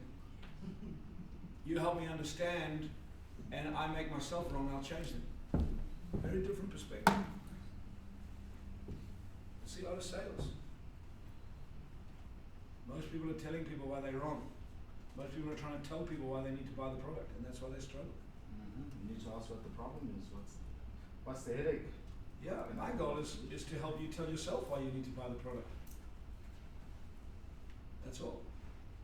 Does that make sense? You know, I can give you an example. How many of you are interested to learn a little bit more about the 5-day team development program that I run? Okay, good. 1, 2, 3, 4, 5, 6, 7, and I didn't talk to any of you. We only have one discussion. You see, your brain starts going, tell me more about that. What is it? How does it work? Da-da. Okay. Does that make sense? Yes. So it is. It's you know, one of the greatest skills that you need as an entrepreneur is people skills. School doesn't teach people skills. Or very limited. You need people skills. You need to understand how people behave. You need to understand people's emotions. You need to have your own skill in your own people. You need to understand yourself. Emotional intelligence. You know. So in next week, how many of you got value out of today? So next week I'm going to give you part 2 of what it is to be an entrepreneur, but I'm going to dig into why entrepreneurs fail, and what is a real entrepreneur's mindset, and who do you need on your team as an entrepreneur, because those are essential. Those are essential things. Entrepreneurship is more about mindset than anything else. You know, it's like sportsmen. To be I've always joked with many of my professional sportsman friends. To be a great sportsman, they have to be super dwarf or super clever. You can't be in between. And to be an entrepreneur, you have to be super dwarf or super clever. You know why? Well, I say that jokingly, but often it comes down to you got to be able to manage your emotions. You know, entrepreneurship is more an emotional game than anything else. In fact, it's more a spiritual game than an emotional game. It's played from here, especially when you play it in the description I gave you from Robert. When you are developing something that will make a difference to humankind, it comes from here, it doesn't come from here.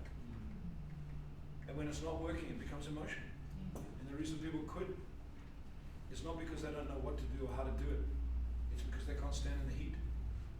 Because when the banks turn them down for the 15th time, and they've had to put another 100,000 rand in their business in order to keep them going through COVID, and they don't know where they're going to get that next little piece. That's emotional. It's not anything else. And the more you can stand in that heat and keep pushing through, the bigger you become, the bigger your business grows. They don't teach you that. And people start a business and they start it up here. But I have an MBA in entrepreneurship. Good for you. Well done. That means you know a lot of theory about business. Now let's see how that theory holds up when you lose your first half a bar. It's unfair. And they quit. Not because they didn't know anything. It's because they couldn't stand in the heat. You know? That's why many C students, they spend their life in the heat. You get that? They learned to be at school, they're always in the friggin' heat. Eventually they became so thick-skinned, it's like, whatever. That's the deal. You get that? And so when they leave school, they didn't fit in a box. It was like, okay, shit happens, just another day, let's keep going. But what they actually learned was emotional intelligence. They learned how to get through that, not take it on, not take it personally, move to the next thing. And school doesn't teach that. So I'm going to take you through that next week. So come and join us for us. Anyone else? Any other ahas, realizations, thoughts? We just had a discussion with my guys that everybody can start from something small, and you don't need to be entrepreneur straight away like big. You can start in your own team, with a small, doing sales, developing, trying to create your own environment, trying to tell people you enjoy working with, and this is where small steps takes you to that big one. Nobody is becoming straight away overnight that big entrepreneur. Okay. Entrepreneurship is a journey, it's not an event. Building a business is a journey, it's not an event. People teach it as though it's an event. Oh, you open a business, you become a millionaire, it's all done. It's not how it works. Okay, it's not how it works for anyone. That's not how it worked for Bezos. Bezos did not start Amazon and go, 6 months later, it was such a great idea, everyone took it on. He started it in his garage, he started delivering parcels on his bicycle. People turned him down. He did it again, did it again, did it again, did it again. Today he is the largest shopping network business delivery system on the planet. It was a great idea, it made sense, people want to use it. He got lucky. You know, he didn't. He took a risk. He organized. Okay, how many of you get it? It wasn't the most unbelievably incredible idea.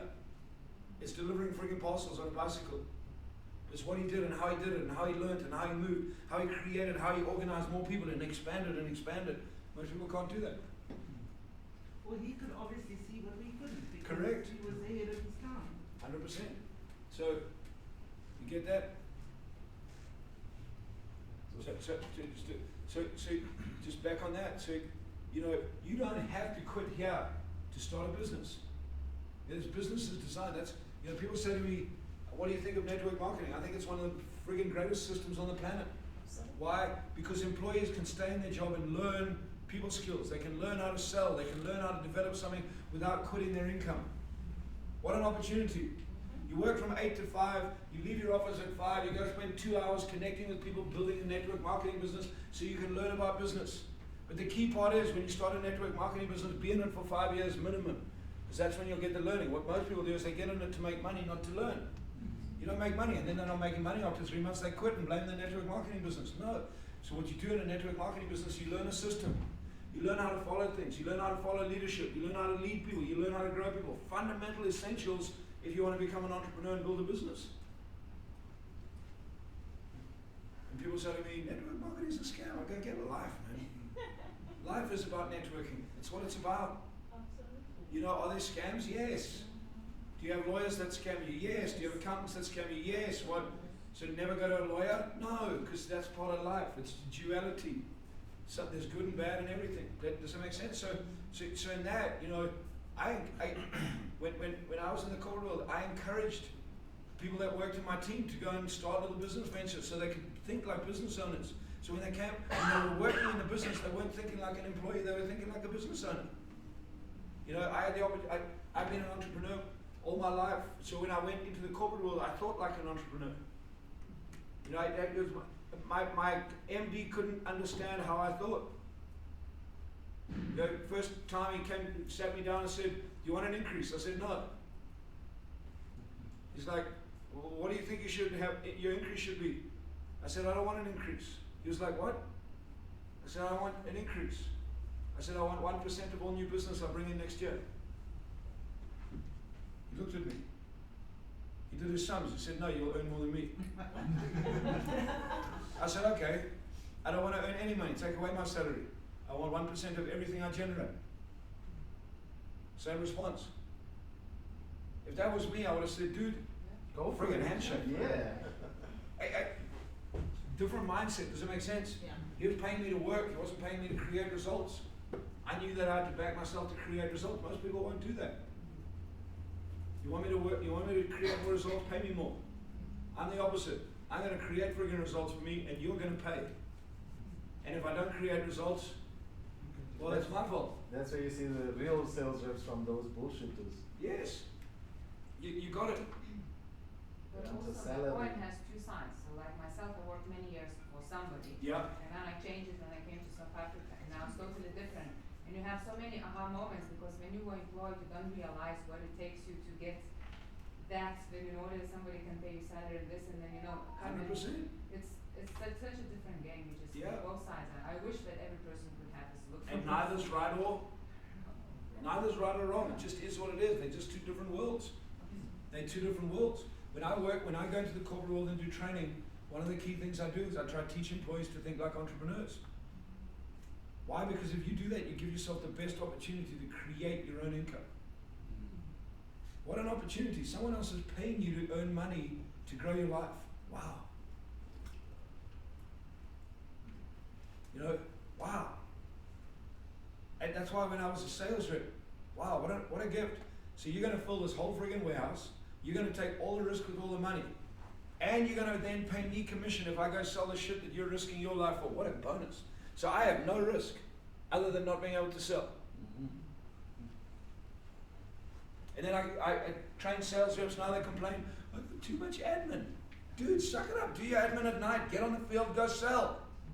Yo, but they're not paying you enough. No, you're not selling enough. You get that? What a gift.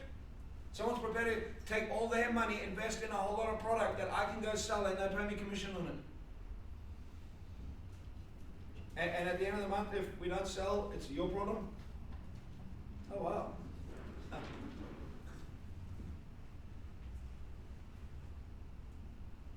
The salespeople look up and say, but I worked hard this month. How much did you sell?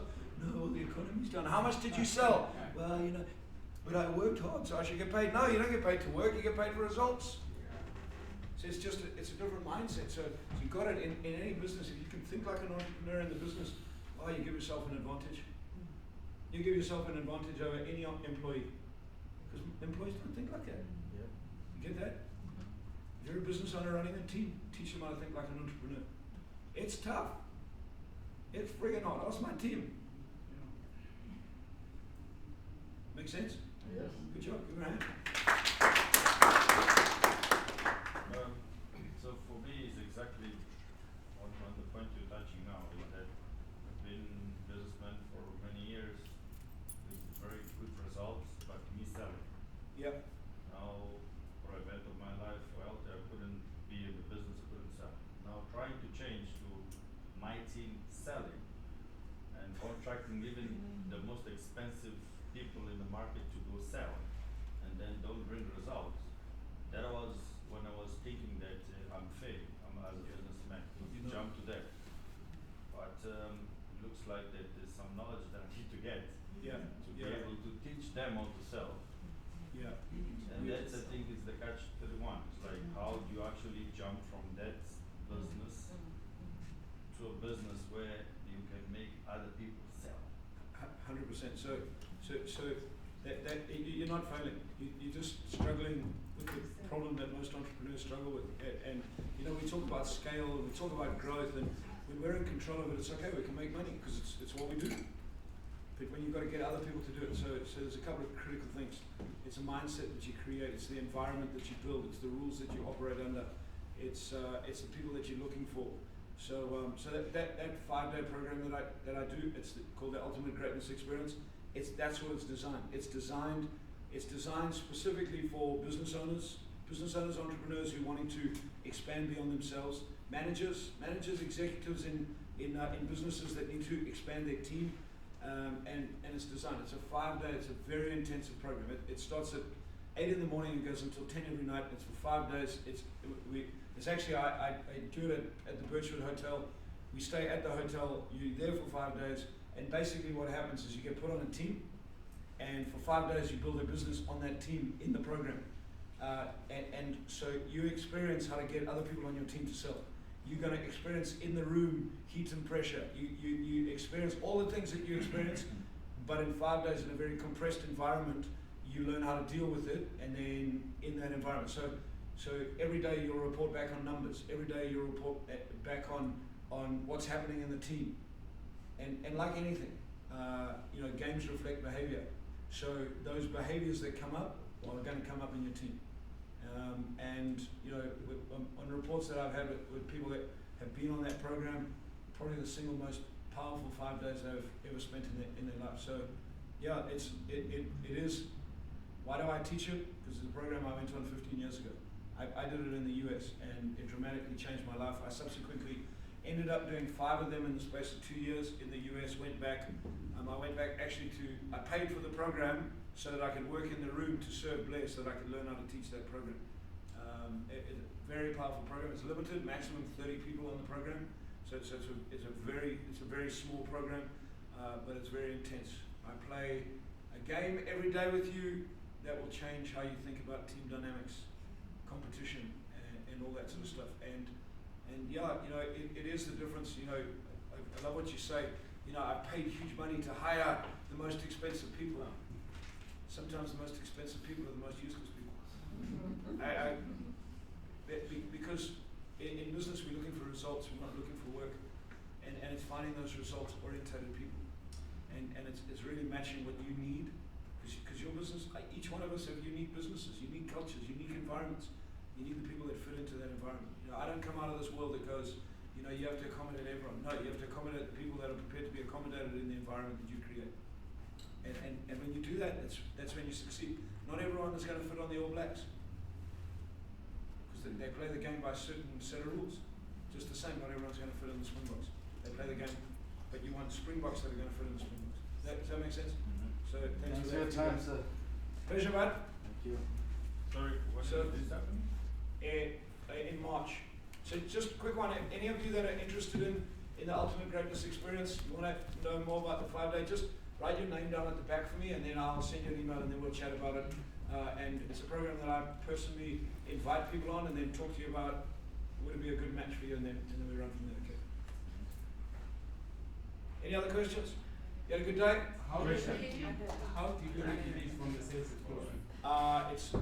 So the sales explosion is the precursor. You've got to do sales explosion in order to do that one, because it gives you all the context. It's a very different program. It's sales explosion is focused on selling, communication mindset. It's essential to do the sales explosion program. To do that one will just, I'm telling you, 10x of the sales explosion program. Yes. Yeah. No words. It's the sales explosion, great program, very different program. It's very intensive. I mean, it's building a business in 5 days. So it's taking 3 months worth of stuff and compressing it into 5 days. Working on a team, having the emotion, handling the emotion. It's and you come face to face with yourself. The biggest problem in my team is me. And as an entrepreneur, I learned that a long time ago. I'm going to attract who I am. So I've got to work on me. The first thing is I have to work on me. A lot of times what we're trying to do in teams is we're trying to get everyone to work on themselves. Whereas I've got to work on me. When I'm working on me and I become clear on who I am and what I want, then I attract the right people. Changes, so great question. Does that make sense? Yes. Cool. So I hope you guys had a good day. Those of you that are interested in learning more about the team program, speak to Marco. Those of you that want to know more about Sales Explosion or the Ultimate Greatness Experience, just bomb your name down at the back and we'll touch base with you direct. Other than that, we'll see you either those of you that want to come to our cash flow game. We have a cash flow game on Saturday right here, which Marco's going to be hosting. So it's financial literacy, or we'll see you next Thursday back here for breakfast. Those of you that are here for the first time, I really hope you got value out of today. Look forward to seeing you back again. Those of you that are regulars, look forward to seeing you next week. So thank you, Sully, for doing the work that you do and setting Circle of Influence up. Thank you guys for coming out. Look forward to seeing you next week. Have an awesome week.